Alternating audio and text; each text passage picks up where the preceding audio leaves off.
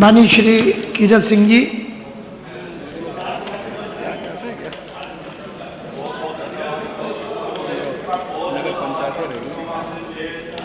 और 26-27 के बजट पर बोलने के लिए मौका दिया, और मैं अपने क्षेत्र की जनता का भी, अपने सभी सम्मानित साथियों का, भाइयों का, बहनों का भी आभार व्यक्त करता हूं और उनके चरणों में नमन करता हूं कि उनके आशीर्वाद से मैं आपकी अपनी बात रखने के लिए खड़ा हुआ हूं। माननीय अधिष्ठाता महोदय, ये जो ऐतिहासिक बजट, जो बहुत ही बेहतरीन शानदार बजट हमारे आदरणीय मुख्यमंत्री जी और हमारे वित्त मंत्री जी ने जो हम सब के लिए, उत्तर प्रदेश के लिए दिया है, ये आंकड़ों का नहीं, ये प्रदेश के विकास का, एक निर्माण का एक ठोस रोड मैप तैयार होगा। और मैं इस बजट के लिए बहुत बहुत सभी का आभार व्यक्त करता हूं। इस बजट में किसान, युवा, गरीब और मध्यम वर्ग के सभी व्यक्तियों का ध्यान रखते हुए इस बजट को बनाया गया है। किसानों के लिए इसमें बहुत सी योजनाएं हैं। किसान खुशहाल हो, किसान आगे बढ़े, किसान संपन्न हो, और किसानों के लिए अनेक योजनाओं का इस बजट में प्रावधान है।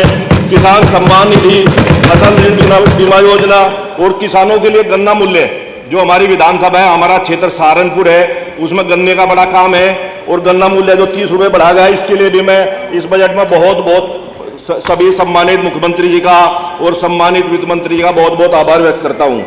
किसानों के लिए अनेक कार्यक्रम चलाए गए हैं। किसान क्रेडिट कार्ड के साथ साथ पशुपालकों के लिए, क्योंकि हम किसान भी हैं, पशुपालन भी करते हैं, गाय भैंस पालते हैं, और हम गाय माता को बहुत पूजा करते हैं, उसको पालते हैं, उसके लिए भी पशु बीमा योजना।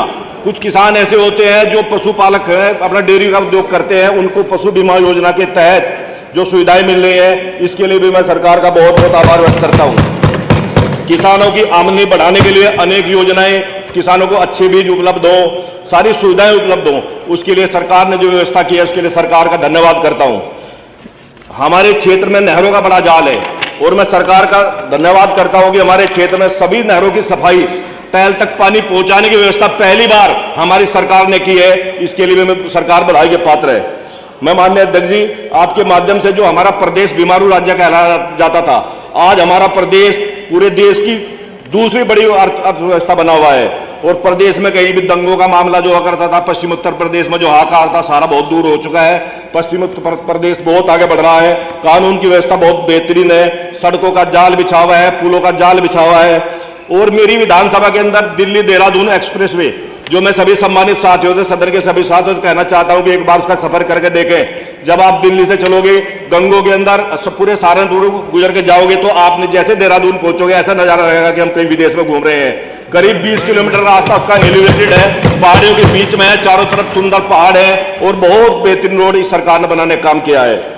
और महिलाओं के लिए भी सरकार ने बेहतरीन व्यवस्था की है। सुरक्षा के लिए रात में हमारी माताएं बहनें बेखूब घूमती हैं, स्कूटी से घूमती हैं, शहर से गांव जाती है, गांव से शहर आती है। एंटी रोमियो की व्यवस्था महिलाओं के सम्मान के लिए और महिलाओं की सुरक्षा के लिए सरकार ने जो बेहतरीन प्रबंध किए हैं, इसके लिए मैं सरकार का आभारी हूं। युवाओं के लिए, जो युवा हमारे देश की रीढ़ है, युवाओं के सम्मान के लिए, युवाओं के स्वाभिमान के लिए, और वो आगे बढ़ने रोजगार मिले, उनके लिए सरकार ने अनेक व्यवस्थाएं, अनेक सुविधाएं प्रदान की हैं। कौशल विकास मिशन के तहत युवाओं को बहुत रोजगार मिल रहा है। सभी हमारे युवा साथी आगे बढ़ रहे हैं, हमारा प्रदेश आगे बढ़ रहा है, हमारा देश आगे बढ़ रहा है।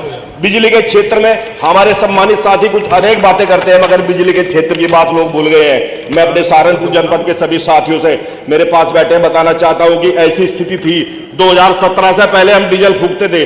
हम सब लोग किसान हैं, पूरा दिन डीजल फूकते थे। डीजल फूकने के बाद अपनी फसल बचाते थे, और फसल बेचने के बाद हमें जब हिसाब लगाते थे, कुछ नहीं मिलता था।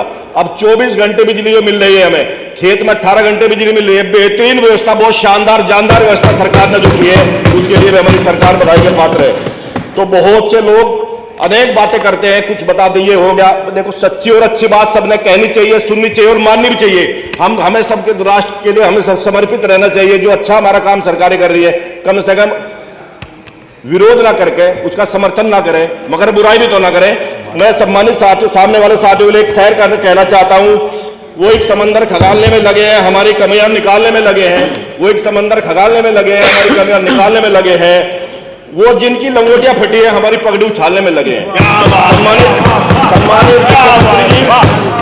सम्मानित मुख्यमंत्री जी ने जो ऐतिहासिक बजट पेश किया है, आदरणीय वित्त मंत्री ने जो ऐतिहासिक बजट पेश किया है, और जो हमारा एक बहुत बड़ा रोड मैप प्रदेश के विकास का तैयार होगा, हमारा प्रदेश आगे बढ़ेगा। और मैं तो ये भी कहता हूं कि जैसा हमारा प्रदेश आगे बढ़ागा, हमारा देश आगे बढ़ा, दुनिया में हमारा देश सोने की चिड़िया पुनः कहलाएगा। सम्मानित मुख्यमंत्री जी के लिए भी जो बेहतरीन काम करते हैं, उनके काम करने का जो ढंग बहुत बेहतरीन है, उनके लिए 2 लाइनें कहना चाहता हूं। न जाने कौन सी दौलत तुम्हारे लहजे में है, न जाने कौन सी दौलत तुम्हारे लहजे में है, आप काम करते हो तो दिल खरीद लेते हो।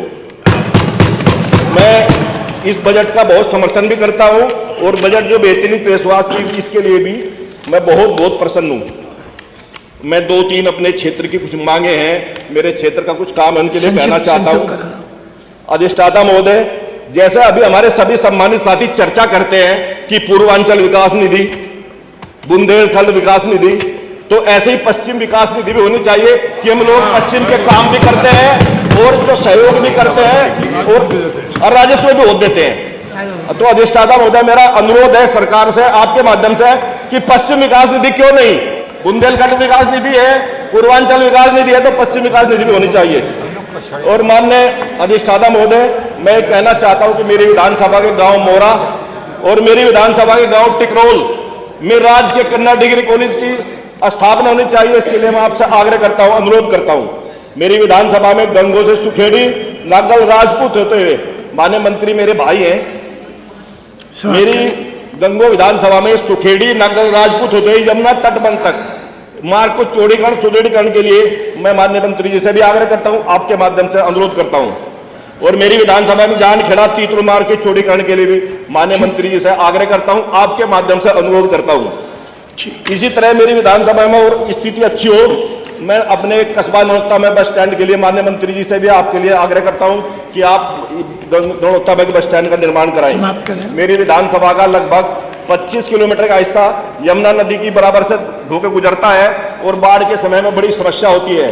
बाढ़ से बचाव के लिए वहां पर तटबंध बनवाने की आवश्यकता है। मैं आग्रह करूंगा कि वहां पर तटबंध बनाया जाए।